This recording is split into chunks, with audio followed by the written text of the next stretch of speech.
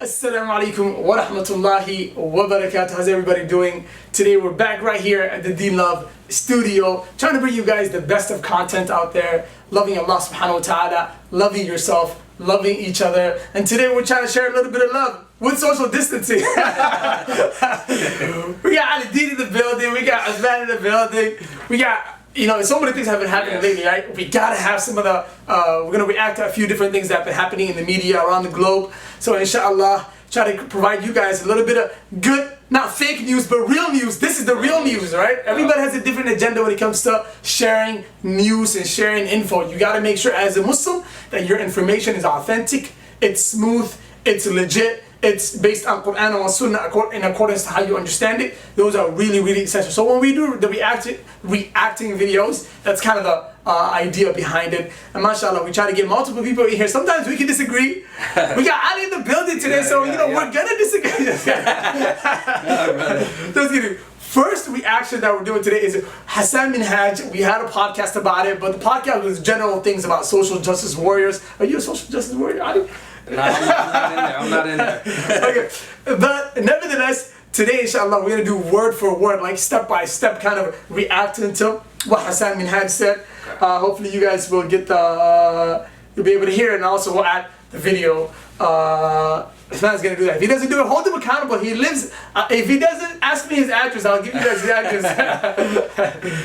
All right, let's get it going. You guys ready? I'm ready. I'm excited for this reaction. You know how the community gets sometimes. If you kind of, you push back on some of those Sunday school rules, they'll push back on you. So for everybody watching, I just want you guys to know, I'm going to kick this thing off with a dua, with a prayer.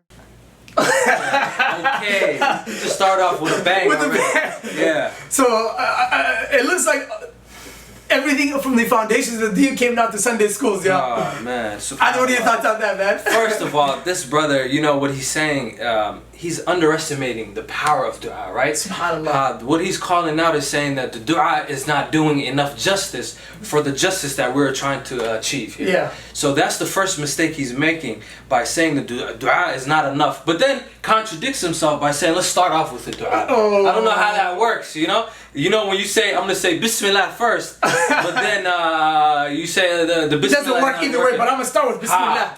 I don't get that. I don't get that at all. So you think he was saying that out of Istihzaa, or he actually meant to have a dua?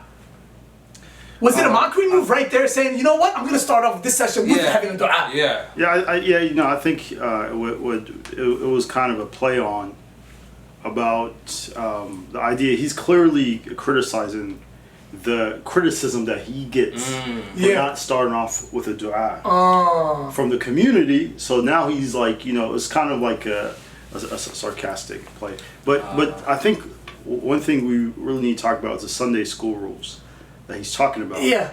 So he said if you contradict some of the Sunday school rules, right, the community will come after you. First of all, madrasa is on Saturday and Sunday, not just Sunday. That's one. The second thing is these rules that we learn are not confined and restricted to Duksi or inside the masjid. Right. This is everywhere, right? For all time, your entire life, you're going to be following this. So the idea that, when he does that, obviously you see this is sort of an influence from Western culture. Yeah. Of course. Because Christians today, Sunday school. Yeah, this is how they talk about, religion, their own deen, their own religion, and their own laws. So they say, oh, these are Sunday school rules, and they joke about it, right? So he's obviously influenced by that, saying something like that. So unbelievable. If it's cool with you, and I'll lead it. Fine, either one of us. Yeah, no, I'll lead it, and then the white people, you guys can pray too. So, Brandon, Cody, Cole, you guys just participate. That's why I was thinking that this was Istihzaa. It wasn't about making a dua. Just like how he's going about, hey, you two, hey, Cody, Cody, hey, John, you two white people, just put your hands together. I don't like that at all. I think the reason he's doing that is the comedy of it, but we know what dua is, and for him to put it in that position, it's unfair. You're doing no justice for us, subhanAllah. Unbelievable. So he's going to start out with dua here. You ready? Here we go.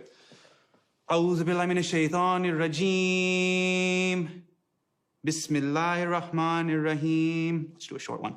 رَبَّنَا آتِنَا فِي الدُّنْيَا حَسَنَةً وَفِي الْآخِرَةِ حَسَنَةً وَقِنَا عَذَابَ النَّارِ. Oh Allah, please unite us all in the cause for justice. Oh Allah, please protect brother Keith Ellison. He is fighting the good fight, and this is a fight for justice. Ya Allah, please protect us from plaque, gum disease, and gingivitis. Oh my God. Okay, so yeah, this is just ridiculous. So,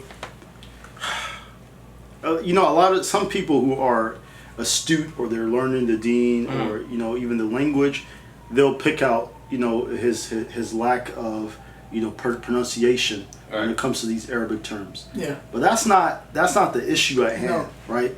Because even if he did pronounce it correctly, it'll still be a problem. Yeah. Right. So this is not to criticize his pronunciation, but of what comes with it, and obviously just the way he starts off, and he brings his head up from it, right? He brings his head up from looking down. Obviously, this is like a intense moment that comics love to use, right? In this situation to make people laugh. Like, hey, I'm going to pretend like this is what I'm saying is serious, but it's really not. It's to make you laugh. So although Keith Ellison, which was one audience that was intended, wasn't the whole audience, right? He wasn't, he started kind of like... He's laughing. He's laughing the whole time. But what he's really intended to is the audience at home. Right. Yeah. That is the major, target group that he's trying to get at, because he knows that the Muslim community loves this sort of stuff, right? At least the ones who listen to him, they love to hear jokes like this, right? Because let's stop doing things the haram way. Let's do it a little bit halal. Let's make fun of, have some Muslim halal jokes, right? Incorporate some Deen into it. Hey, and then they'll even make arguments with you about, hey, well, at least, it's Islamic issues, right? So it's ridiculous. Plaque. He went from justice to black. How does that work? I mean... No, listen, and gum disease. Like, he's obviously not serious, bro. Oh, he's not. You even seen in the beginning when he started to dua, he paused and said, we're going to make it a short one. Why would he call that out in the middle of the dua? If there's anything specific that you want to address in the dua, you either address it or you make that known prior to you making the dua. So he put his head down, raised his son. We're going to make this pretty quick, pretty short. And then jumps right back into it. And then jumps to that plaque and gingivitis and stuff. That's like saying, look, this is to an extent, when we ask Allah subhanahu wa ta'ala for protection, it's for things that are like really, that have the potential to harm us. Right. Yeah. Like out there, right? So when you talk about like plaque and stuff, these are harmful things, but obviously, it's not something that has anything to do with what he's even making dua about. Justice, plaque, justice. How does that work? It's like, oh, Allah protect us from mosquitoes that want to bite us, and ants that are walking in the road, and fire ants, they may crawl up on us and bite us. Come on, right? It's obviously not serious, right? So, and dua is very, very important, and what you're making in your dua also does reflect on how important it is to you. نعم دعاء في حديث الدعاء هو العبادة قال النبي صلى الله عليه وسلم الدعاء هو العبادة. Prophet صلى الله عليه وسلم says dua is ibadah. Yes. And dua is a weapon of a believer. Is the most foundational form of ibadah. Yes. And this is what Hassan is doing with it, for the sake of comedy. Oh Allah, you know how when you're on FaceTime audio, and then it drops and it switches you to LTE, but then LTE also sucks. Yo Allah, please make LTE. Subhanallah.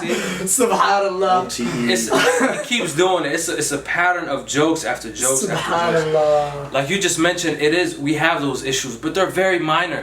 Right? It isn't. You don't require dua for it. Obviously, LTE, go step outside. I don't know, upgrade your data plan or something like that. It doesn't require you to stand in front of Allah and do this act of worship to plead to Allah and say, we have an issue with this. Is this thing preventing you from achieving your goals and worshiping Allah subhanahu wa ta'ala?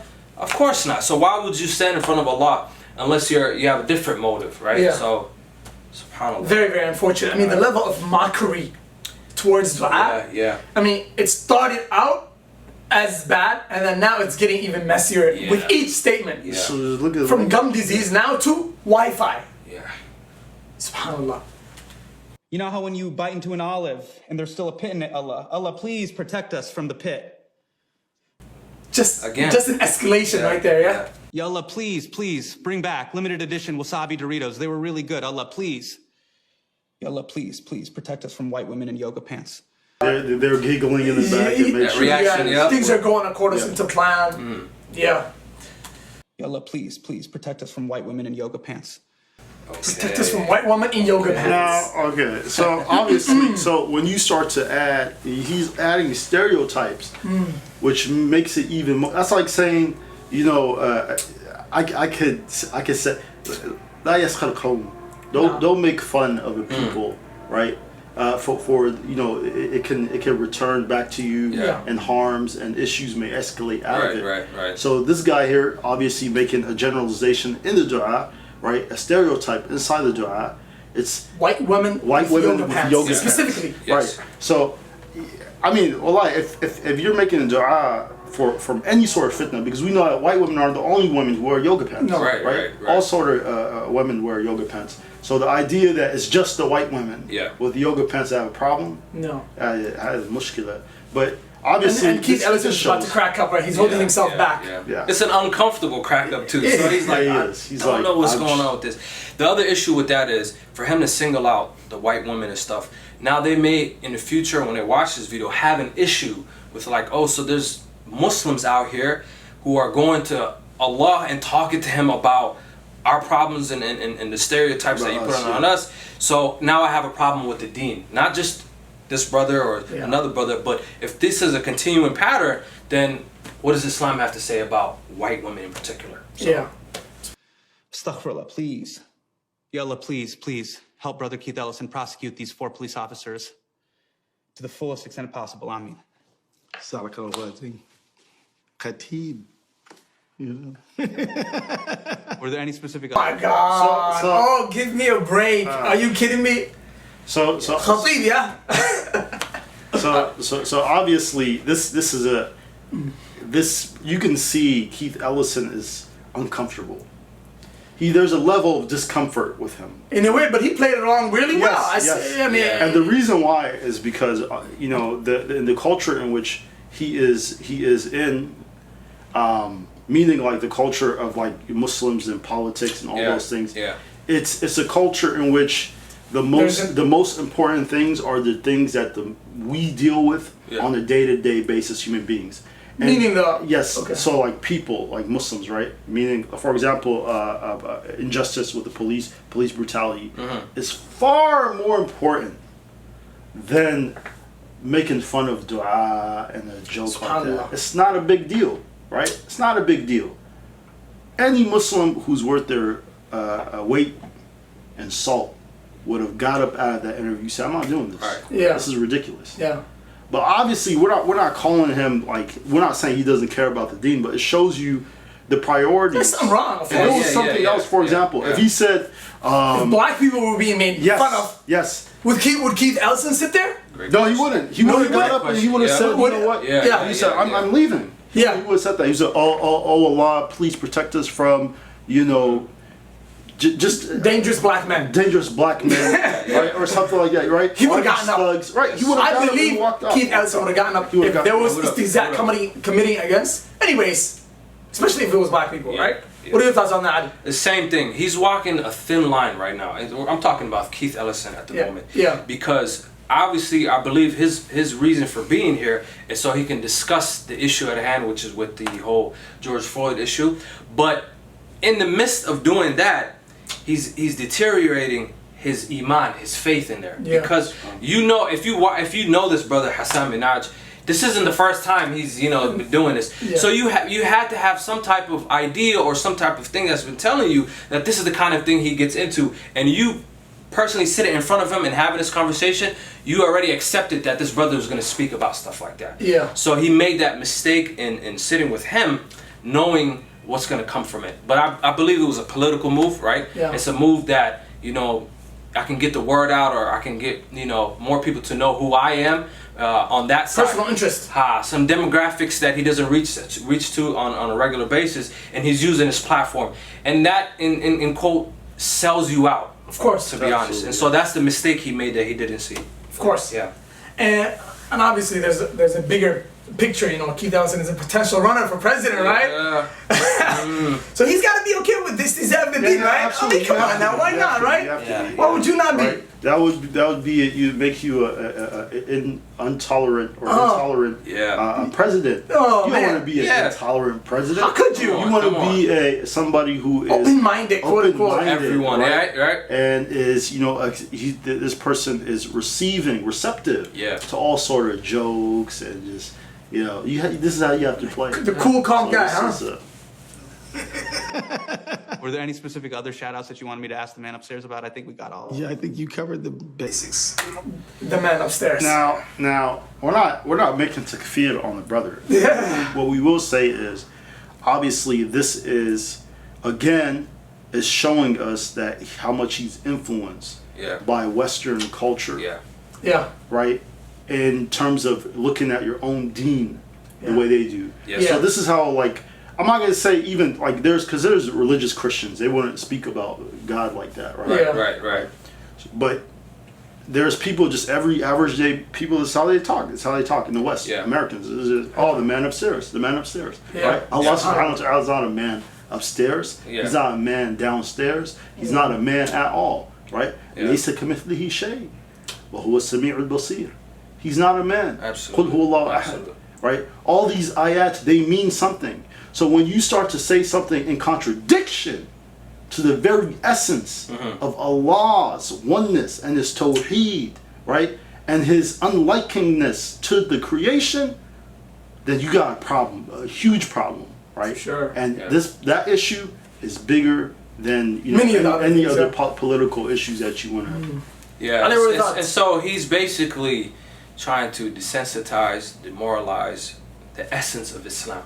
Yeah. And it's completely unfair for him to have a platform like this, and then he's catering it to his audience. Obviously, we know the kind of people who watch him, and so in just the mix of that, he's able to bash or mock or make them feel happy and comfortable with it.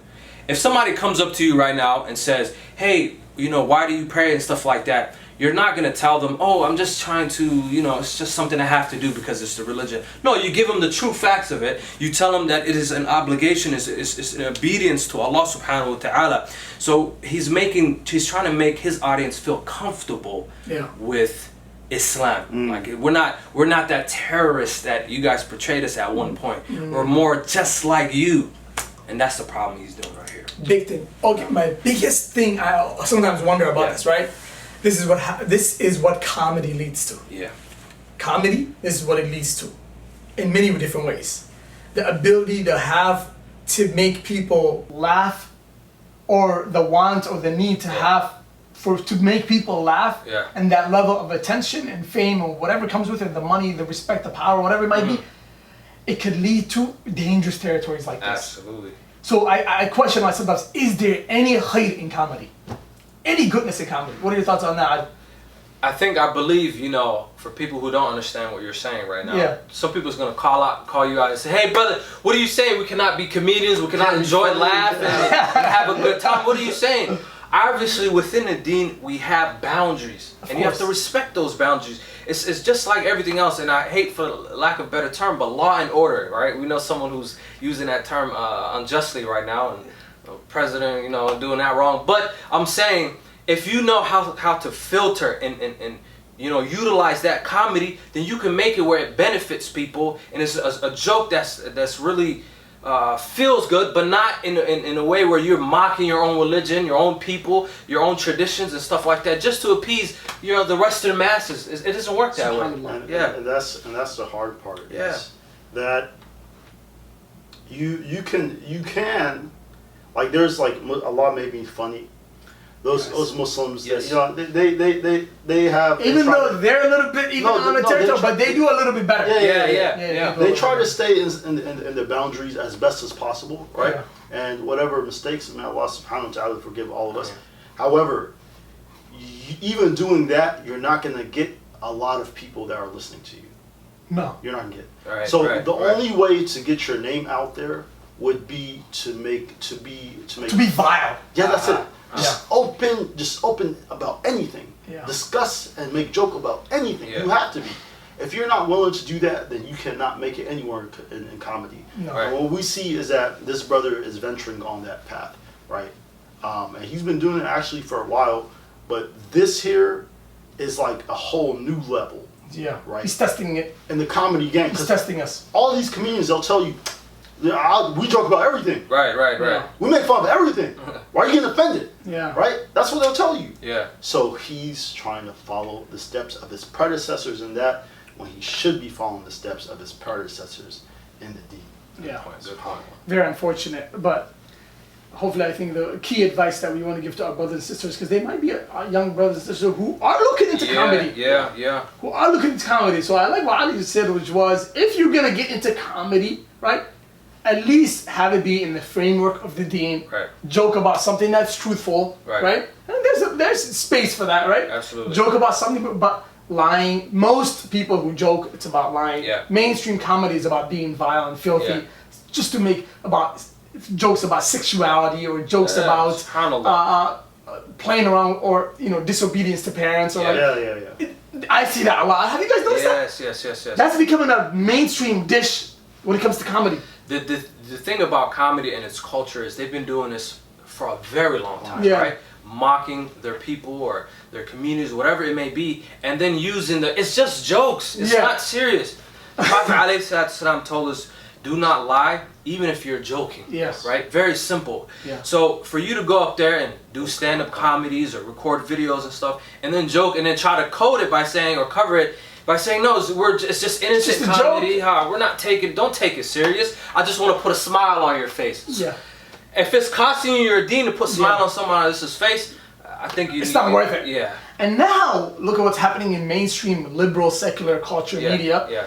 Some guy did something for the sake of jokes 20 years ago. Yeah. Now they're against him for it. The whole blackface thing and the whole he said something about Jews 10 years ago. Kevin Hart, somebody attacked him because he said something about, was it women or something? I'm not sure. Yeah. It was LGBT. It was about LGBT, right? Yeah. And then now, it's not so funny no more. So what happened? Even they are not tolerant with certain type of jokes. No, absolutely. They are not tolerant. And it shows you. But they make it seem like the Deen, Islam is not tolerant to jokes. But in reality, they are way more even serious about their deviancy. Yes. They don't want nobody making jokes about it. Absolutely.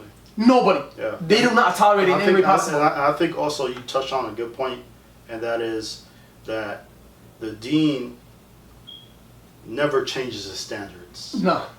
But society always does. Of course. What was norm 20 years ago today, Not normal. it's not a norm. It's condemned. Yeah. It's condemned today to make jokes about certain things. Absolutely. So hopefully this will give a little bit of insight to some of our brothers and sisters.